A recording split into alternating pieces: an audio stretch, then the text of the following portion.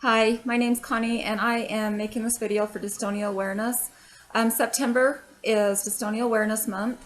What we are trying to do is get dystonia out there, and there is a petition to be signed to go to the White House. It's all over the internet, all over Facebook. Please go sign it. We need 100,000 signatures to go, so dystonia will be recognized through the medical community and just be acknowledged. This video is actually about my story with dystonia. I live in a small town in Idaho. I'm a mom of 3 and the grandma of 4 amazing little boys. I had the perfect life, I guess you could call it. And I went to bed one night and I woke up and I have secondary dystonia tardive dyskinesia. What that basically is I have dystonia due to medication. So those side effects that you do see on your bottles, they do come true. And as a patient, you have every right to research the medication that you are on. Do not always trust a doctor, and definitely do not trust the drug companies, because they are only after making a dollar.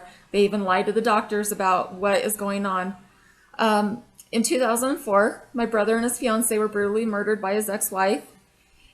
I could not sleep. I had anxiety. I had nightmares after pictures and understanding what had happened.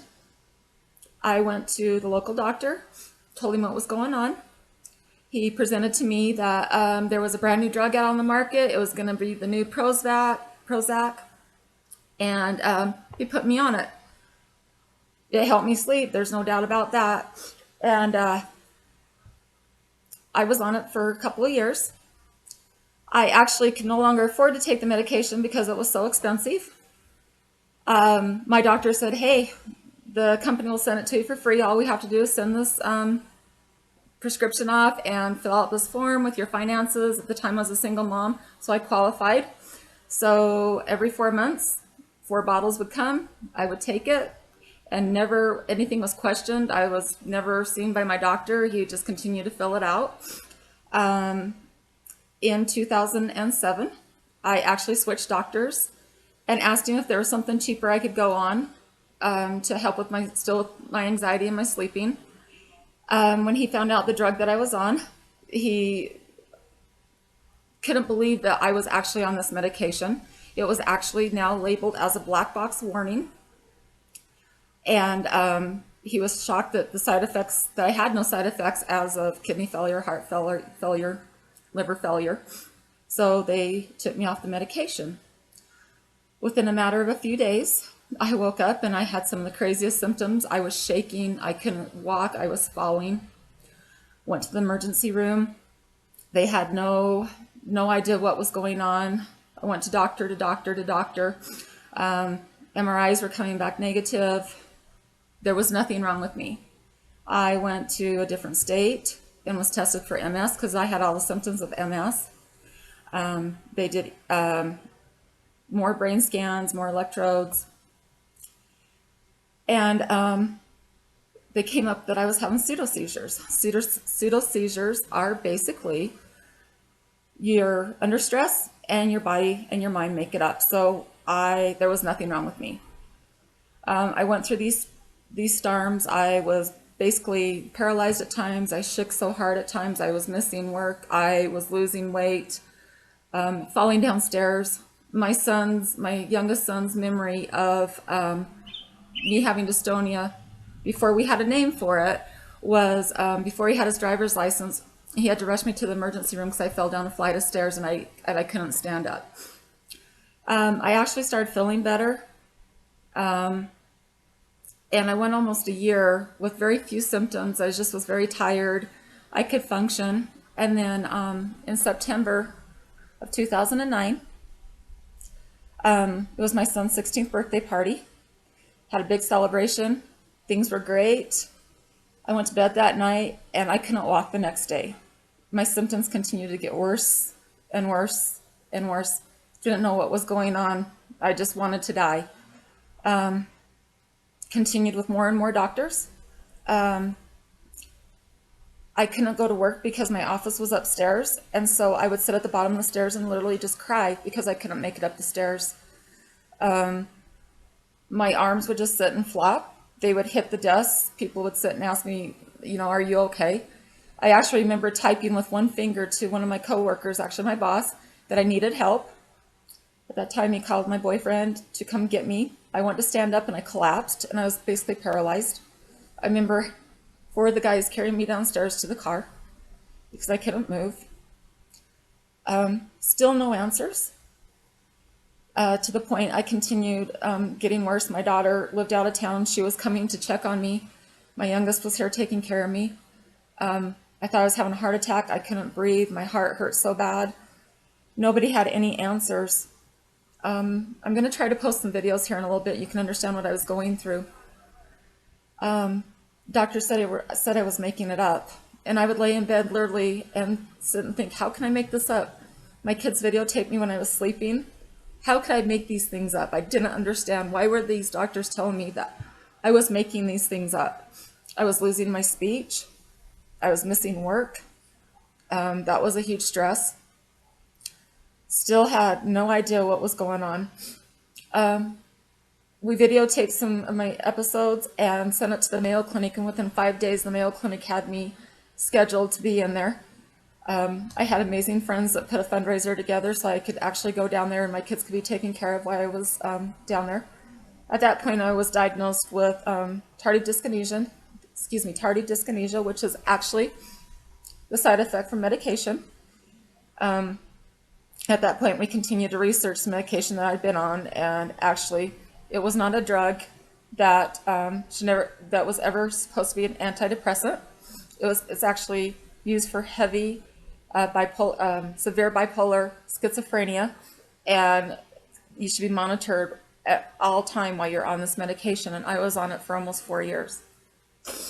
At least I had an answer at that point. I remember right before going to the Mayo Clinic, I was laying in bed and I was researching the internet, and I could not find anything whatsoever that portrayed what I was going on with me. I really thought I was crazy. And I'll never forget, I actually found a chat forum somewhere and someone was describing my symptoms, and they had actually been on a medication also. I just cried. I called my boyfriend and was like, somebody else has this. I'm not making this up. There's really something wrong with me. I fell after I came home. I was using a walker at that point. I'd lost being able to move it all by myself. I actually was getting out of the shower one morning and fell and dislocated my shoulder and hit my head. And my daughter took me to my current doctor where I live at now, who is the most amazing man I've ever met in my life. He's always up studying what the new medications are, what we can do to keep me healthy and keep me moving. I ended up with a slight brain bleed. They had to rush me by ambulance 2 nights later because I had lost all my speech. My face was paralyzed. I was told at the hospital all they could do was sedate me and send me home because there was no way to treat my tremors. I have shook so hard. I've dislocated my ribs. I have dislocated my shoulder 3 times. I just fell in February trying to get to the bathroom, from the bathroom back to the bed, and dislocated my hip. I've actually had to have my husband hold me until the tremors go away because he's so afraid that I shake so hard that I'm going to crack my head open. I have sat and watched my kids in total fear that I was going to die. I just don't have just one form of symptoms. I have several. They have affected everything from my walking to my speech to my swallowing. I've actually gone several weeks without being able to swallow any food because I choke. I've actually woke up choking in the middle of the night on my own saliva. I am fortunate enough to have a company that works with me with my health. I ended up switching jobs, but they work with me. They know when I get tired that I have to rest. They know if I start throwing things with no control it's become a joke, but they know it's time for me to go home. I drag my leg. Um, Fun things that I used to do, I no longer get to do because they make me so tired. We plan things around my health. I don't cook anymore because it makes me so tired. Um, you'll hear people talk about dystonia, about the pain.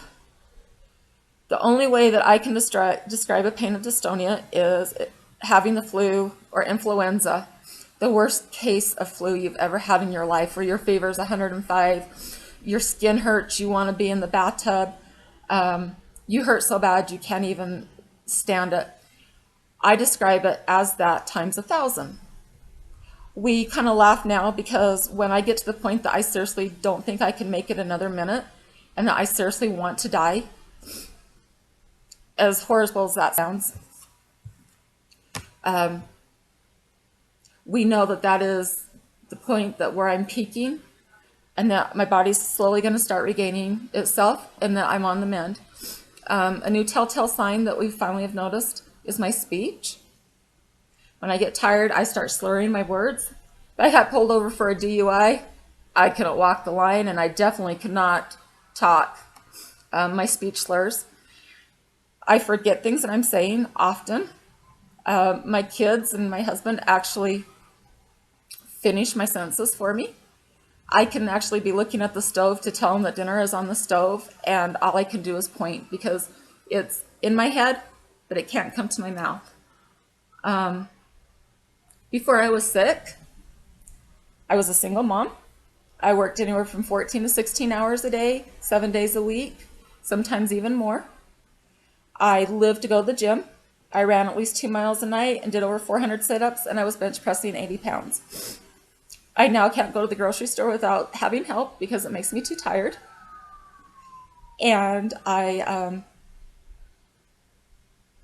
there's days that I actually will drive by the convenience store and wish that I could go in and get a pop, or just something, but I can't get out of the car because it's too much effort. The bills have been insane. Trying to get diagnosed, and the medications, the time I've missed from work. Had to have surgery last year on my hip and my elbow because the tremors had caused so much bursitis and damage to my ligaments in my hip and my elbow. I had to go in and have surgery so I could have function on my right arm again. And trying to relieve the pain in my hips, I was going in for cortisone, Novocaine shots at least once to twice a month in both sides of my hips prior to that surgery. So my life has changed dramatically. If we have a good day, we try to enjoy it. A good day is going to lunch and walking the mall and coming home. I don't think I've held my grandson, that's 2 now, more than a couple of times because I'm afraid I will drop him. My daughter lives on the East Coast. I haven't seen her in 3 years, or my new grandson, because I know I can't fly by myself and make it through the airports. And I know that I will be too tired by the time I get off the flight. I am fortunate compared to so many others. I am not in a wheelchair. I still can work. We're learning to deal with this on a daily basis. And the most amazing thing is I belong to so many support groups with dystonia. Even my kids say that when I first got sick, there was nothing on the internet. And now I have people that understand. And I don't think I'm dying a lot of the times when I have something new, like with my breathing. The spasms get so bad in my chest that I seriously cannot breathe, and I feel like my ribs are going to break and my heart will explode out of my chest. I know that this is actually normal. It's actually the muscles in my chest wall that are contracting. I'm not having a heart attack. I know that the choking thing is common. I know that my lymph nodes swelling is common because I don't exercise, I don't flush it through my system. Speech comes with it also. Um, so that helps on the medical bills, considering that I basically am financially ruined because of my health. Um, I do have a handicap sticker now, so I can make it into the grocery store. Um, the thing about it is, like today, I look normal, I'm functioning, but you wouldn't know that Sunday I never got out of bed. Um, that I have 5 stairs that lead upstairs to my bedroom, and I have to crawl up those numerous times to make it to bed. My family actually jokes that they're going to put a baby gate at the top of the stairs because they don't want me to fall down, which I have. Um, I'm very independent and I don't want to ask for help. I'm getting better about it. This last fall, I'm still paying the cost for it, and I was home by myself. My kids were out of town, my dad was out of town, my husband was out of town. I realized how dangerous it could have been, and all I had to do was ask for help. Um, I don't go out in public a lot anymore. My biggest fear is to have an episode while I'm in the store and people not understanding. Or I actually did go out with some girls to get together one night, and my biggest fear, all I could do is sit and look at the couch to the door and think, okay, can I make it to my car when this is over with? And if I can't, can I explain to these women that I've never met before what's going on? I rely on my kids and my family so much to take care of me. I'm slowly starting to let people into my life a little bit and let them see how bad these episodes can be and that it's okay to ask for help. And if people stare, that's their problem. They need to understand what this is all about. And it can happen to anybody. Somebody that you know will probably have this. Will come either by medication or from hereditary, because it is hereditary. I just have the secondary form of it.